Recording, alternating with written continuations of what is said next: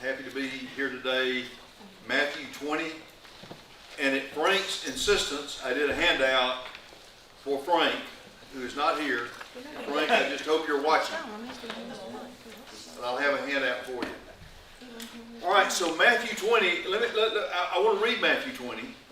And I want to tell you that when I read this, I didn't know what I was going to talk about because it seemed so straightforward to me. All right? So if we could just read it straightforward for a minute. For the kingdom of heaven is like a landowner who went out early in the morning to hire men to work in his vineyard. He agreed to pay those guys a denarius for the day and sent them into his vineyard. About the third hour, he went out, saw others standing in the marketplace doing nothing. He told them, "You also go work in the vineyard, and I'll pay you whatever is right." So they went. He went out again about 3 hours later, the 6th hour, and the 9th hour, and did the same thing. About the 11th hour, he went out and found still others standing around. He asked them, "Why have you been standing here all day long doing nothing?" "Because no one has hired us," they answered. He said to them, "You also go work in my vineyard." When evening came, the owner of the vineyard said to his foreman, "Call the workers and pay them their wages, beginning with the last ones hired, and then go on to the first." The workers who were hired about the 11th hour came. They worked 1 hour, and each received a denarius.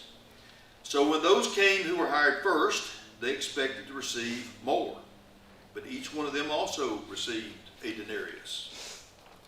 When they received it, they began to grumble against the landowner. "These men who were hired last worked only 1 hour," they said, "and you have made them equal to us, who have borne the burden of the day, the heat of the day, and we put in 12 hours, and we just got a denarius also." But he answered one of them, "Friend, I'm not being unfair to you. Didn't you agree to work for a denarius? Take your pay and go. I want to give the man who was hired last the same as I gave you. Don't I have the right to do what I want to do with my own money?" Sounds like capitalism. "Or are you envious because I am generous? So the last one will be first, and the first will be last." Interesting, okay? And then we've got the passage that was read this morning, okay, and it was preached upon. And I think I'll just hold on to that for just a minute. Roger, get yourself a handout. You and Linda a handout, please. So anyway, I got to thinking about this. First of all, somebody give me an interpretation of this that you've learned all your life. That ought to be real easy, right? And then we can just go ahead and go get dinner early. Not really. What have you always been told? What's the passage? What's the passage teaching? That would be wrong. We did something about dinner. The offer of salvation is there for everyone, whether they come early in life or late. The gift is the same. The gift is the same. To these people, might there be some reference to the Jews that were around that maybe had been, You think so?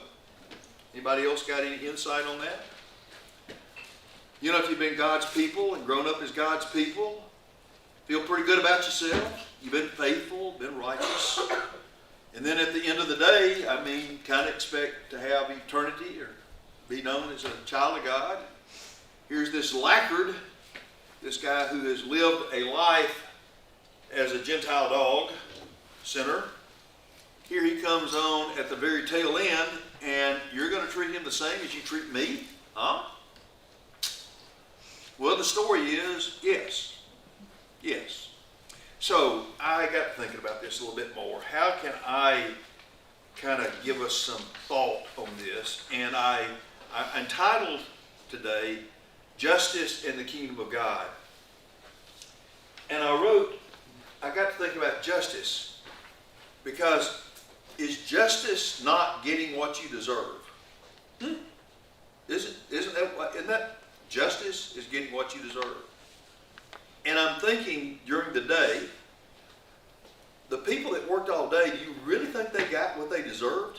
When the people that came on the tail end worked 1 hour? Does that sound like justice to you? I got a problem with that. I'll tell you, I've got a real problem with that. In fact, I would tell you something.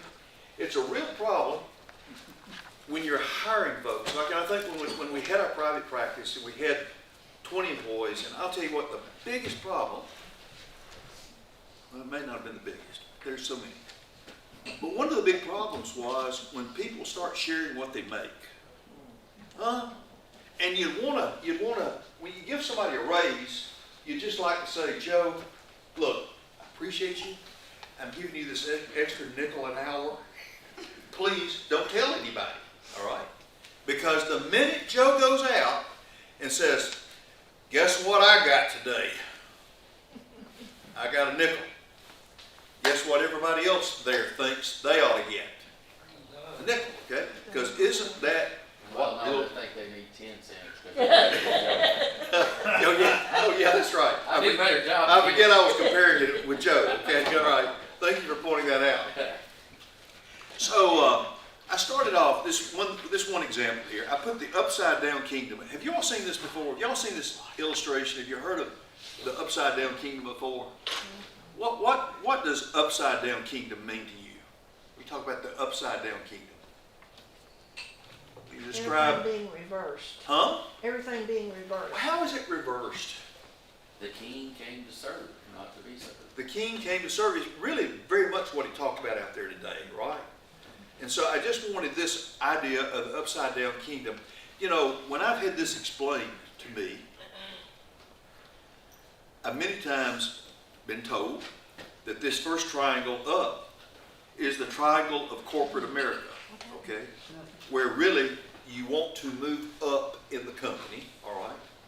And here you've got this triangle where, which is down, where it's not about upward movement as much as it is being at the base and serving, okay? I don't know that I like that explanation very much. Because don't you, one of the things that he said out there that I really did appreciate there at the very last is the idea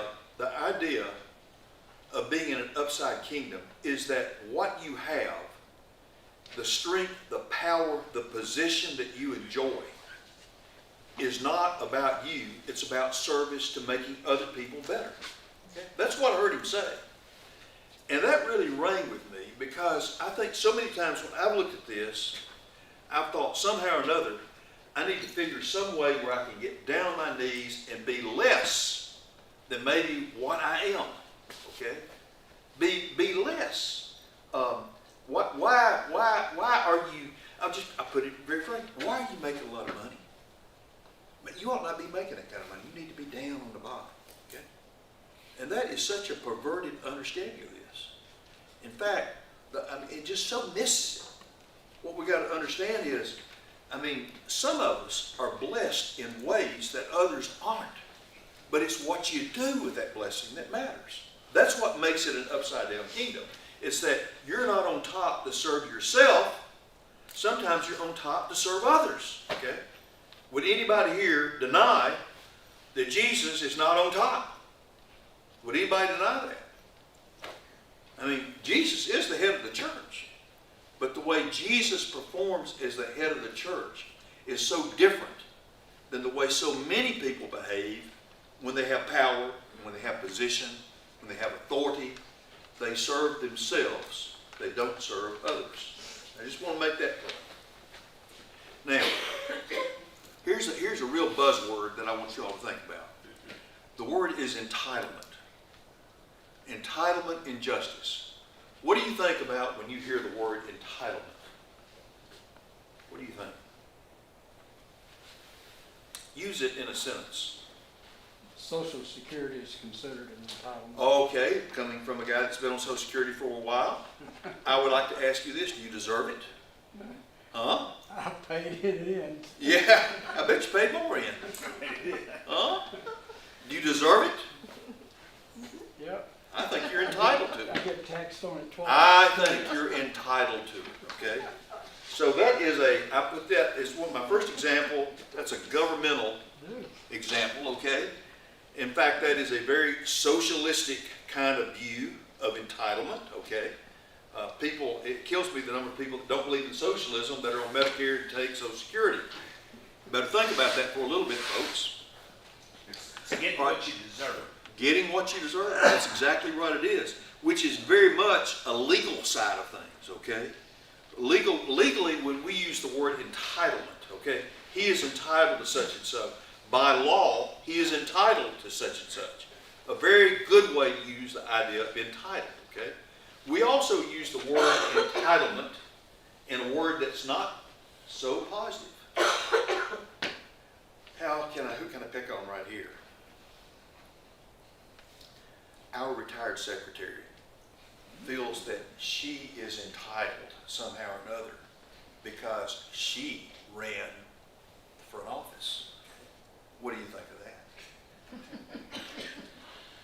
Well, she deserves Probably. Okay, Jim says she's okay, all right. All right, let's use a better example. Jim thinks he's entitled, okay? Jim thinks he's somehow or another entitled because he was born wealthy, okay? You can tell when you look at him, you can just see it, okay, all right? Jim was born wealthy. Jim is entitled. What does that mean? Is that a positive statement? Depends. It Depends depends. on who he is. I'll tell you. Who he is Yeah. is based on what we see of what he does. Yes, but so many people, when we use that word, it's not based upon what they have done. It's very much based on what they think somebody else has done, or their position, or their birth, some other reason. In fact, it can lead, in my mind, to narcissism. That's what John and James' mother thought. They were entitled. What did James and John's mother really think? You think she thought they were entitled more than any of the other apostles? I do. She probably did, Or didn't she she? wouldn't have asked that. She wanted the best for her boys. She wanted the best for her boys. She saw her boys differently than she saw the other disciples because she was their mom. She saw them very differently. She was their mom. Is there another mother willing to speak up? Yeah, all those things. I I think our also boys are the think it's best. referring back to Peter's question in the prior chapter. We've left everything to follow you. And now, what's going to be there for us? I think this parable is reflecting back on that conversation with Peter too. That's good point, Gerald. Really good point. Y'all get that? Everybody get a hold of that? All right, skip down another point. I'm just kind of running through some points. These are let's think about it points. Justice and getting what you deserve. I want to just ask for a moment. Have you ever in your lifetimes as a child been told that if you'll just treat people well, they'll treat you well? You ever been told that? I want to ask you, is that true? No. You know, I got told that forever, and by nature, I'll tell you, by my very nature, I am a pleaser. By my very nature, when I upset people or people don't feel like I've helped them like I had wanted to help them, it hurts me to the core. Because, I mean, it's just my psyche is to be a pleaser, which sometimes works very well, sometimes makes you work longer than you want to work. But that's just kind of where I come from, all right? But I will tell you something. My mother just was totally unclear about the group of people that I have had opportunity to occasionally associate with. Because there are very many. You can do the right thing, you can do the just thing, you can do the nice thing, and I will tell you what, you will not get justice in return. Because as long as they've got their hand out to accept, they're there to take it, okay? But when it comes to giving anything, it's just not going to happen. We need to understand that justice in this world, okay, is sometimes very difficult to find. All right, now put another point, another thought that I had. There's giving and receiving, and then there's receiving and giving. What do you make of that? Is there a contrast there? What's the contrast?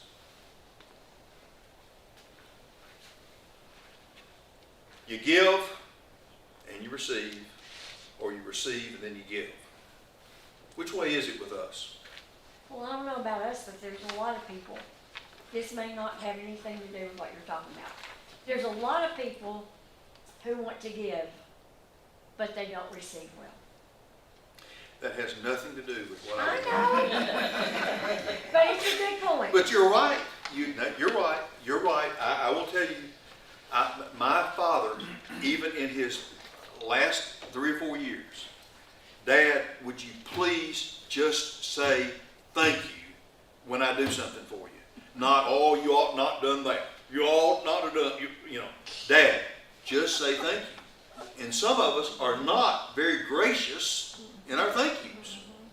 We do need to learn to receive, okay? We need to learn to receive.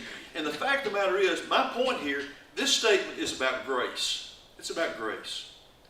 You know, the fact of the matter is, until we come to understand grace and our absolute common core, such that grace is a foundation of who we are. The foundation of who we are is we know we are nothing without what has been given to us when we didn't deserve anything.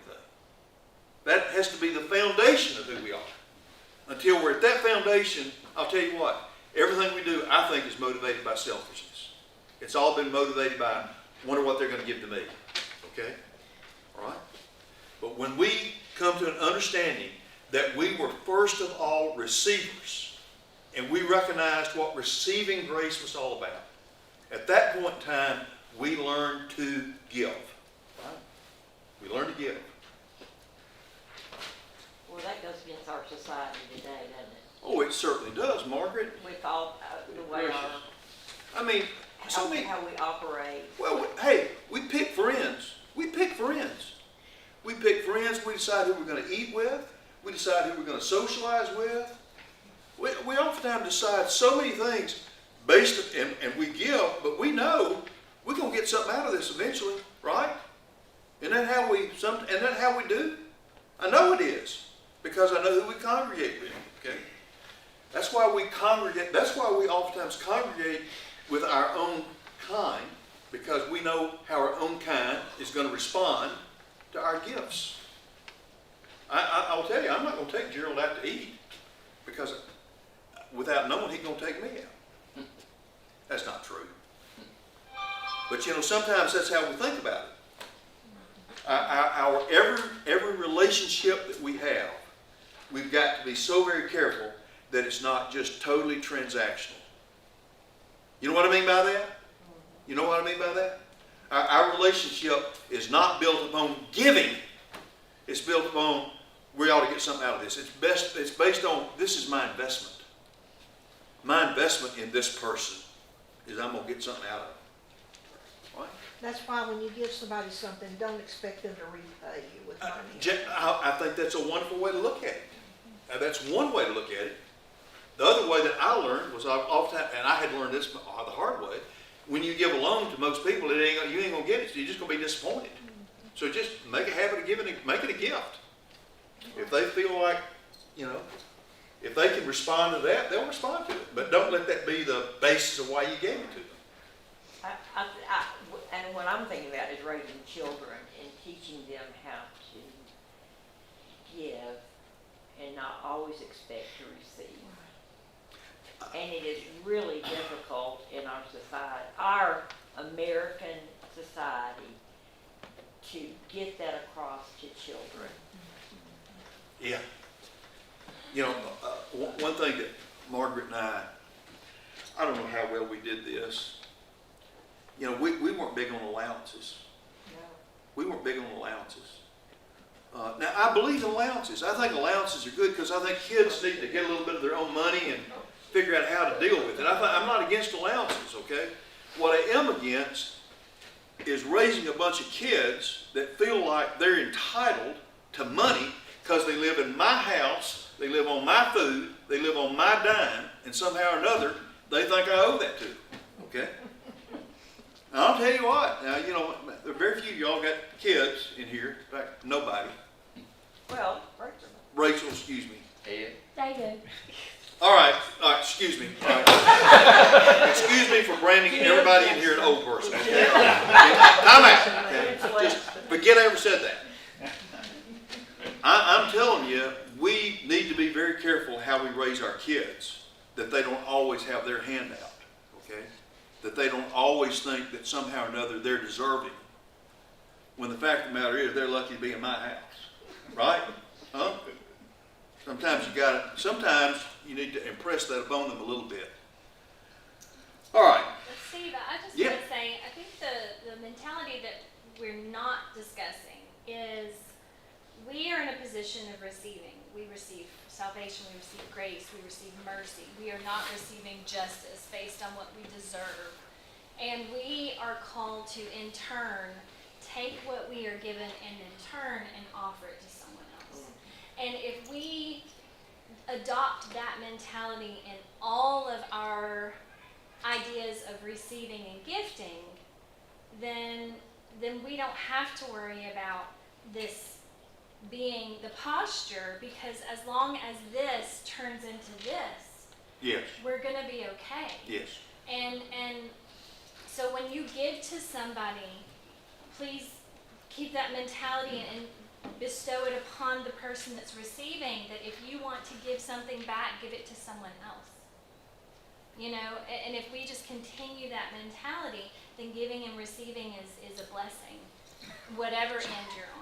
And if we raise our children that way, and I think you have, you may not realize it, but if you give to your children, they are turning around and they are giving it to others. So you'd like to go on? And I The think life of a Christian is to be, y'all might want to write this one down, is to be nothing more than a conduit of God's love. Okay? Yeah, we are just all conduits of God's love. I kind of like that myself. Okay? Conduits of God's love. That's the saying for today. Is that on your notes?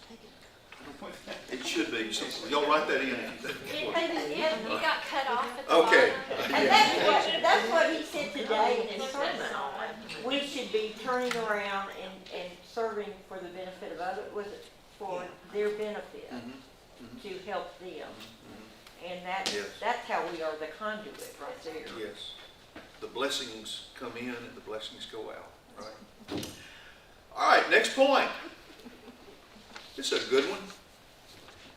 American capitalism and justice. Right? Look here, I put this down to argue with, anybody here that wants to do politics, okay? I mean, we're here in the church, why not argue politics? All right, let me, just a couple of points, okay? This is not a comment on capitalism as opposed to socialism or communism or what, that's not where this is at. What this is an attempt to have us all here understand that this room is burning up. Thank you very much. No, we're on. Is to help us all understand here that the lens that we look through, okay, the lens that we look through when we interpret Scripture, when we read things, the reason chapter 20 for me is a hard chapter, you really got to think real hard about it, is because we're capitalists. That's how we've been raised. Private individuals, they provide their own means of production and determine their wealth. That's a key point with capitalism. You very much self-determine what you do, right? The profit motive is the driver for works and services. The main point of getting after it is to gain profit. Competition drives innovation. Competition. And then this last point, government's role is limited, sometimes limited, not enough, and sometimes more. That's capitalism, unfettered, and basically ruled by the devil, which may very well be these first 3 points on steroids, okay? Can be a very negative thing, right? Because you read those three points of capitalism. I mean, are those Christian comments? Just think about it. Are they?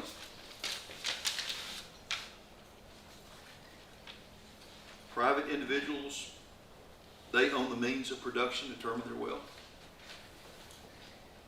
Profit motive is the primary driver.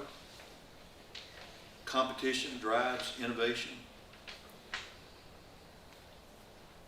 I so much, I mean, I want to do more and more, because if I work more, if I do more, then I'm gonna make more. I'll tell you, I sure, at the end of the day, wanna make a big check. And Well, you ought to, I as many sure- patients as you have. I sure want my check to be bigger than Gerald's. Are those Christian thoughts?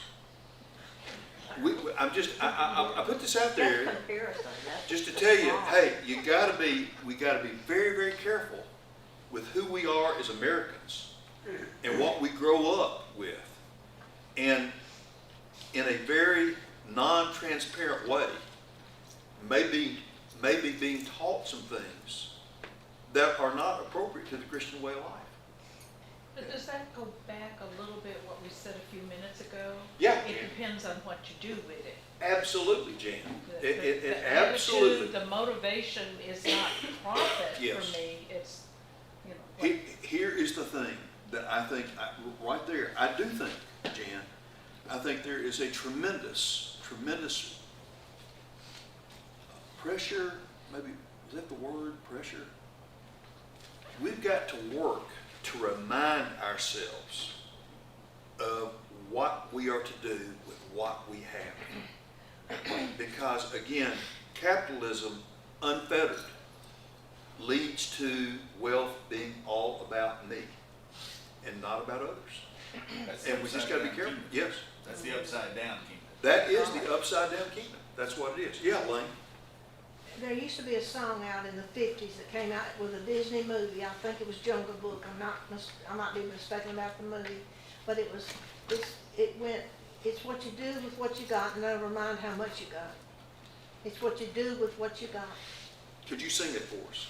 It's what you do with what you got, and never mind how much you got. Do it one more time. That's enough. It's what you do with what you got. Then never mind how much you got. Never mind how much you got. I kind of like that. Yeah, Did the monkey sing that one? I think so. One of them. Did I ever see the Jungle Book? Yes. All right, okay. I think part of this is like, some of this is not all wrong, as long as that's how you treat others while you're working, and I don't, some of these things, I believe in some of this stuff, my personal stuff, you know, about competition and working hard, and those are things that I still believe in, but while you're working hard, it's not at somebody else's expense that I'm doing that, or if I've got, you know, I've got to balance that with how I am as a husband, father, Christian, grandfather, whatever it is. You have to, you know, there's nothing wrong with making money, right? Where is it? But it's how you do it and what you do with it too that matters to me. And some of this stuff that, you know, he talked about, I'd be one of those guys that looked and said, hey, you know, I work longer hours, I should get paid for that, you know. But he's not talking about pay. He's talking about the kingdom of God, and at the same time, the guy that owns the property, he has every right to pay people what they agreed to. So it's just a hard thing for us to deal with this. Randy's got a comment. I was gonna say, these principles of capitalism, you added a lot of stuff, and necessarily those principles don't include. You know, like my check's gotta be bigger than your check. Like what now? Like my check's gotta be bigger than your check. Yep. If that drives you, that's not in that. No. Here, Randy, just make it very clear, okay? Number one, I've not read very much of what Joseph Stalin had to say, much less read Engels and what's the other guy's name? Marx and Engels, okay? I've really not read a lot of their stuff. I really don't concur with it. And you know, there are countries that seem to work very well with socialistic policies. some. There are some countries that I'm convinced dictatorship is the best thing for an uneducated people to be brought along in the right. These are my opinions.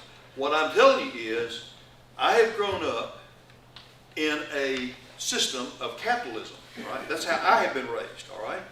And I have seen, and I think I know a little bit about capitalism, and I believe in capitalism, and I have profited from capitalism, and we have done very well with capitalism, okay? More so than I think we would have done some other places where we may not have been born into a situation that would have allowed it, okay? I got it. My point is, when you take some basic understandings of capitalism, okay, and when you let it run loose, you let it run loose for yourselves, okay, then it leads to a lot of things that are not Christian. They're not Christian ethic, okay? And we need to remind ourselves of that. And the biggest single reminder is the Jungle Book. Go ahead. Thank you, Lane. I was gonna say that we tend to confuse worth with how much our economics. Oh, gracious, yes. And so when we think of ourselves in our work, in our social status, we tend to equate how much money we have, whether we intend to or not. There's this, somehow that becomes a significant determiner of where you are socially. But in the back of our minds, we have to concentrate on the fact that our worth to Jesus has nothing to do with how much money we have, or even how great our accomplishments are. Yes, yeah. Our worth to Jesus is because we are His. Back to what Randy said, okay? You have answered me. Competition drives innovation. Do we think that is good? I do. Can be. I think it isn't that by itself. I think that's very good, okay? But when the end game of competition is, I'm better than you, I got more money than you, I've got a position that you don't have, et cetera, that's when it's gone amok and it's not Christian anymore. You become something less than what God intended you to be. Freedom without responsibility leads to downfall. Freedom, I might need to write that one down. Freedom without responsibility. It's anarchy. Responsibility to who? It's how you deal with your freedom. I'm free to do how I feel like, but the responsibility I have is to act Christian-like with my freedom. Yeah. So in a country that has, I think, was born on Christian ethics, we can argue Thomas Jefferson's Christian ethics some other time. Okay? But in a country that was born on that sort of preamble, okay,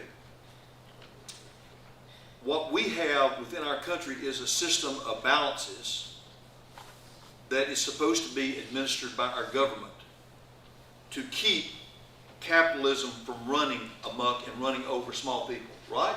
Isn't that true? But we have somebody much bigger than the U.S. government that should lord over us, right? Do you have something, Joe? We've got something much bigger. We've got God. We've got His Scripture. We've got the message from Philippians 2 today that tells us how we ought to be living our lives. Steve, Yes, ma'am. I don't know if I should say this or not, but I'm gonna say it anyway. You want to write it down? Let me read it first. No. Okay, all right. I think sometimes in the church, there are people that are so, they're looking to fit in so much that they, with certain groups, that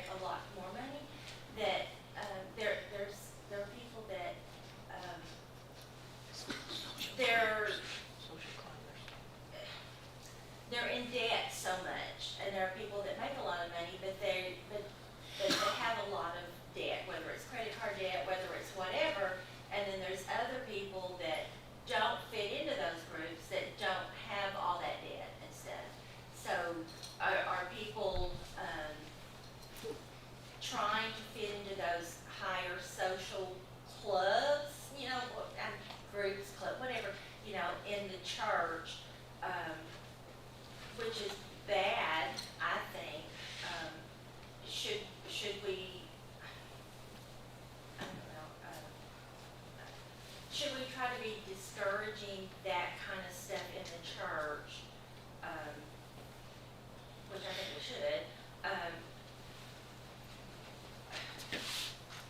messing this up. I think people are happier when they're not in debt, for one. Are we causing stresses on some of these families so they can fit into some of those other groups, you know? Yeah. Because they're in such debt. You know what I'm saying? I do know what you're And saying. I'm not saying it very well, but I think some people just want to fit in so much that they're living beyond their means, to fit into some of those other groups. And there are other people that are happy as a lark, not in debt, but don't feel like they can fit into those other groups. You know? Yeah, so I just want to ask you this question. Whose fault is that? Is it the group they're trying to fit into, No.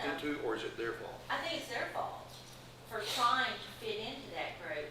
But I also think that as a church, we need to try to make everybody be comfortable and not. Well, I want to challenge you just a little bit for your answer. Okay. Well, I do Because, think it's because, their fault. because I do think that when we have a competitive spirit among us that is based on what we see outside, maybe not outside, that's based upon what we see when other people put social layers above other connections, okay? All right? I think that's a real problem. But I also think there are groups of people, okay, who tend to congregate together with their kind, okay, that need to be very, very careful that they don't include others in their group, okay? I agree. That their group not be a group based upon factors outside of your relationship with Jesus Christ, okay? Yes, Jan. I'm like Melissa, I'm not sure how to say this. I don't see our churches following the example of the first century church, where they sold what they had and no one was in need, had all things in common. Yeah. Yeah. I don't think, I think we meet needs as we know of Yeah. needs, but we do not follow that first century Yeah. example.